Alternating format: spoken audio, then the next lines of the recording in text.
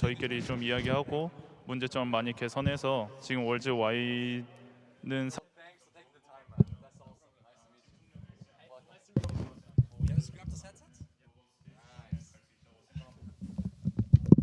Welcome, Reckless. Back Hello, to hello. Berlin after all those years. Back to the stage. How do you feel, man? I feel like I've never been here before. Everything is new. So crazy. Yeah, Even this room I haven't seen before. I think this is also new. Yeah. And actually, I want to start with, because I have been thinking when I got a request from you that I wanted to say thank you for the LCK CL coverage. Oh, thank you, man. It was Wow. really a pleasure to see you following us. Dude, that was lovely to see you and Smash matching a bot lane. Will we see you guys Thanks. together again?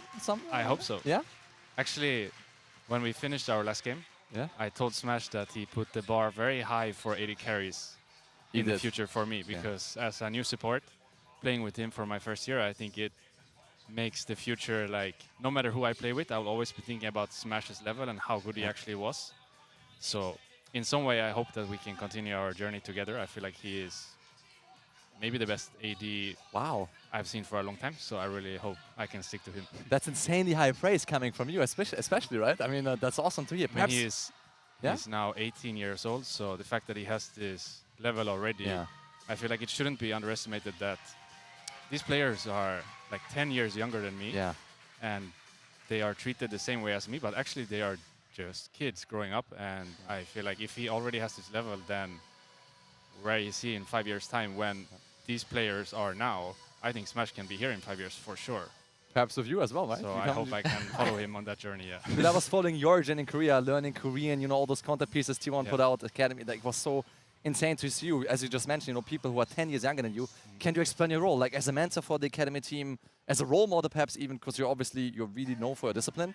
You put your mind to something, you work on it, so how does it work? Well, to be honest, I kind of wanted to make this journey earlier on in my Yeah. career, because I thought once I make the move over, there's not much point in coming back, to be honest. Oh, wow. And I am 28 now, so in some way I wish it happened sooner, because at the age of 28 I don't have unlimited time to play pro. Dude, if you look at the German community, they want you to come back. Like, look at the chat, by the way. I would love to Dude.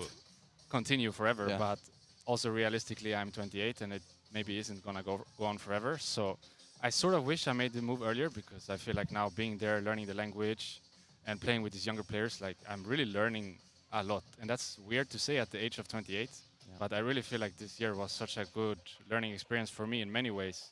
And I kind of just want to keep riding that wave in some way. I think there is very few things that can make me want to come back, to be honest. I think this is just a once-in-a-lifetime opportunity, and I should stick to it as long as I can. Do you see yourself in maybe another position back at Worlds, like maybe coach or something like that? I definitely want to coach when I'm finished. I Cool. see myself being able to bring a lot of good stuff to a team. I don't think my personality fits a head coach role, though. So I think if I go into coaching, I would like to do some kind of background role, or perhaps just like a bot lane coach or assistant coach, being more focused on the game. I don't think I am the kind of person to lead a group of people. I don't have that personality or that aura in a room, which is completely fine. Not Yeah. everyone has that, but I don't think that role would suit me. So I would love to do coaching at some point, but definitely not head coach. And as I said a little bit earlier, I kind of want to play as long as I can. So Yeah. all of this is secondary, of course. I just want to play until I cannot play anymore. And with the role swap, and as I said now, with my time in Korea and learning so many new things, it sort of gave me hope again for my future. Before this year, with Fnatic not going so well, KC went well, but people didn't think it went so well with our summer finish, and Understood. G2 obviously the same boat. So I think coming into this year, my hope was relatively low, even though it's hard to, how would you say, tell yourself that. Of course, you always keep on to hope no matter what, but realistically, my hope was very low before this year. Yeah. But now all of a sudden, my hope is very high again. I'm with T1 at Worlds. I had a really good support year.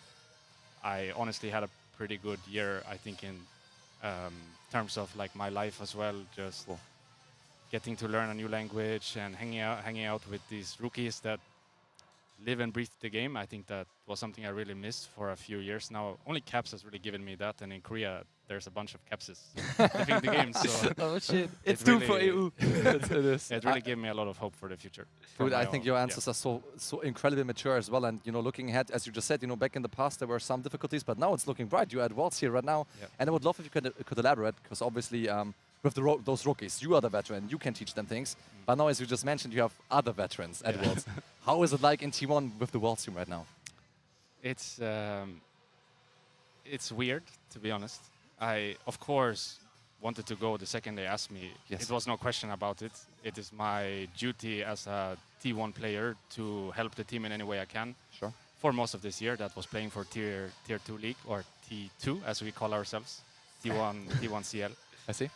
But now I got called up to be here as sub, and I would be not so smart, I think, to not say yes to this. So of course I said yes, and I wanted to come here and help in any way I can.